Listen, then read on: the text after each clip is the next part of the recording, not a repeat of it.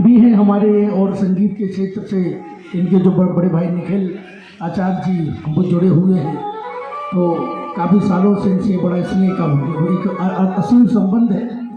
और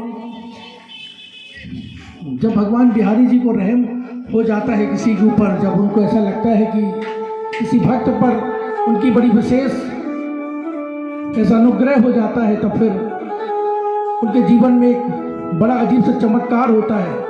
और मैं भी अपने आप को सौभाग्यशाली ये समझूंगा कि ये जो मेरे बाजू में विराजमान है, ये 9 वर्ष की श्री कृष्ण भावनंदिनी जी हैं। 1 वर्ष पहले इनकी भागवत यही पीछे एरिया में भी हुई थी, कई लोग आए होंगे।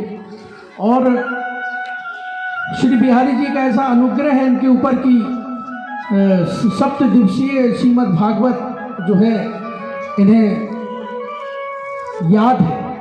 श्री बिहारी जी की दया से जब वे बोलती हैं तो इन्हें कुछ देखने की आवश्यकता नहीं होती, शायद श्री बिहारी जी का इनके ऊपर आशीर्वाद है। तो मैं 2 मिनट के लिए मैं चाहूँगा कि अब श्री कृष्ण भावनंदिनी जी आपके बीच हो। बोलिए बांके बिहारी लाल की जय।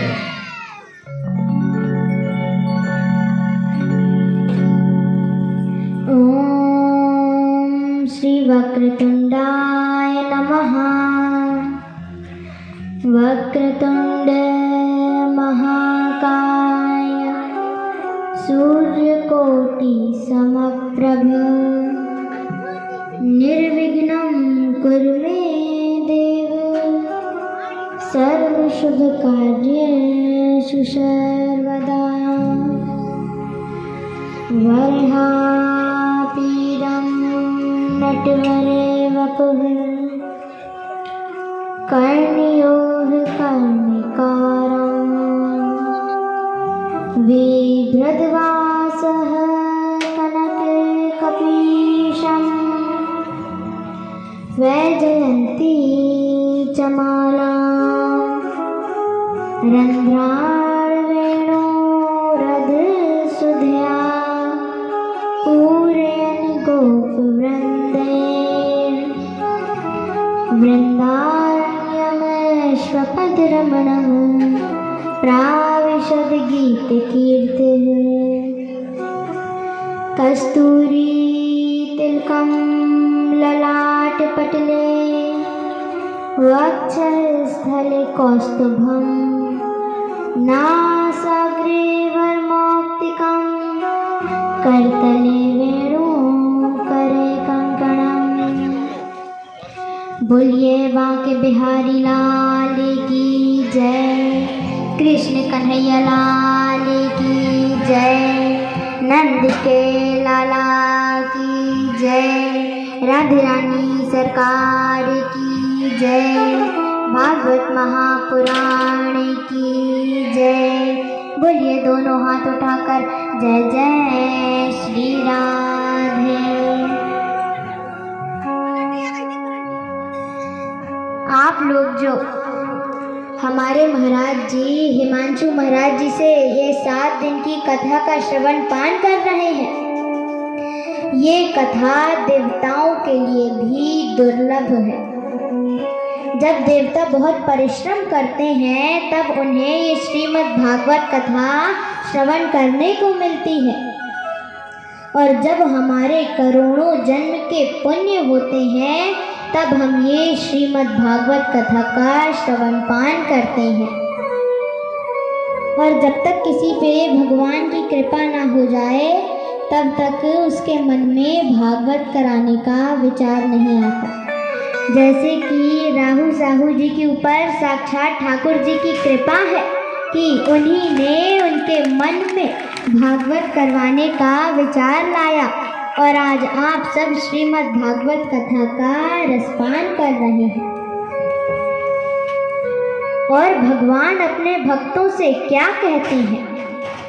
मत कथा वाचकम नित्यम मत कथा श्रवणे रतम मत कथा प्रीत मनसम नाहम त्यक्ष्यामि ते नरम। अर्थात भगवान अपने भक्तों से कहते हैं मत कथा वाचकम नित्यम, जो मेरी कथा वाचता है और ये सिर्फ एक कथावाचक के लिए ही नहीं कहा जा रहा है, बल्कि ये आप सारे भक्तों के लिए भी कहा जा रहा है। जैसे कि आपने कथा सुनी और घर जाकर अपने घर वालों को सुनाई तो भी आपको पुण्य मिलता है। मत कथा श्रवणे रतम, अर्थात भगवान कहते हैं कि जो मेरी कथा को सुन के मेरी कथा को ही सुनने में लगा रहता है कि और ये अमृत कथा मुझे कहाँ से सुनने मिल जाए। मत कथा प्रीत मनसम, भगवान कहते हैं कि जो मेरी कथा को सुन के मन ही मन प्रसन्न होता रहता है, ना हम त्यक्ष्यामि ते नरम, मैं उसका साथ कभी नहीं छोड़ता। क्योंकि भगवान कहते हैं तू जो चले एक पग मैं चलूं पग 60, पीछे पीछे मैं फिरूं कभू न छोड़ूं साथ। भगवान कहते हैं तू एक पग तो चल, तू मुझे अपनी मदद के लिए पुकार तो सही, मैं तो खड़ा ही हूँ तेरी मदद करने के लिए। इसलिए सबसे पहले अगर किसी को भी कोई समस्या आए और अगर सबसे पहले हम भगवान के पास चले गए तो किसी और के पास जाने की आवश्यकता ही नहीं पड़ेगी। निगम कल्पतरोर्गार्लितं सुकुमुखार्धमृत द्रव्य संयुतम पिबत भागवतम रसमालयम मुहुरहो रसिका भुवि भावका। अर्थात वेद नाम के वृक्ष में एक भागवत नाम का फल फला है, और जैसे कि कोई फल ज़्यादा मीठा रहता है तो उसमें तोता अपनी चोंच मार देता है। उसी प्रकार सुखदेव जी ने अपनी चोंच भागवत नाम के फल में मारी है। अर्थात सुखदेव जी ने श्रीमद् भागवत कथा को कहा है, राजा परीक्षित को ये श्रीमद् भागवत कथा सुनाई है। और जहाँ पर भी भगवान की पवित्र श्रीमद् भागवत कथा होती है, यत्र तत्र भवेत् पुण्यम शास्त्रम भागवतम कलो तत्र तत्र सदैवाहम भवामि त्रिदशैः सह। अर्थात जहाँ पे भी भगवान की श्रीमद् भागवत कथा होती है, वहाँ पे भगवान लक्ष्मी माता के साथ, सारे पार्षदों के साथ, राम जी के साथ, हनुमान जी के साथ और सारे 33 करोड़ देवी देवताओं के साथ आकर विराजमान हो जाते हैं। तो अब हम भगवान की भक्ति कितने प्रकार से कर सकते हैं? हम भगवान की भक्ति 9 प्रकार से कर सकते हैं। श्रवणम कीर्तनम विष्णोः स्मरणम पाद सेवनम अर्चनम वंदनम दास्यम सख्यमात्म निवेदनम। हम भगवान की भक्ति श्रवण करके, भगवान की श्रीमद् भागवत कथा को श्रवण करके भगवान की भक्ति कर सकते हैं। श्रवणम कीर्तनम विष्णु, हम भगवान का भजन कीर्तन करके उनकी भक्ति कर सकते हैं। श्रवणम कीर्तनम विष्णु स्मरणम पाद सेवनम, हम भगवान की भक्ति उनका स्मरण करके, उनको याद करके कर सकते हैं, उनसे आत्म निवेदन करके कर सकते हैं, उनके चरणों की सेवा करके कर सकते हैं, उनसे वंदन करके, उनसे अर्चन करके हम भगवान की भक्ति कर सकते हैं। हम उनका सखा बनके भगवान की भक्ति कर सकते हैं। और सबसे इजी, सबसे आसान अगर आपको भगवान की भक्ति करनी है तो बस आप 2 मिनट को शांति से बैठकर अपनी आंखें बंद कर कर सारी दुनियादारी को भूल के, भले आपके पास समय बहुत कम हो, आपको कहीं जल्दी जाना हो, लेकिन बस अगर आपने 2 मिनट बैठ के भगवान की भक्ति कर ली, तब हम इस भवसागर से पार हो जाते हैं। और वेद व्यास जी ने श्लोक में क्या लिखा है?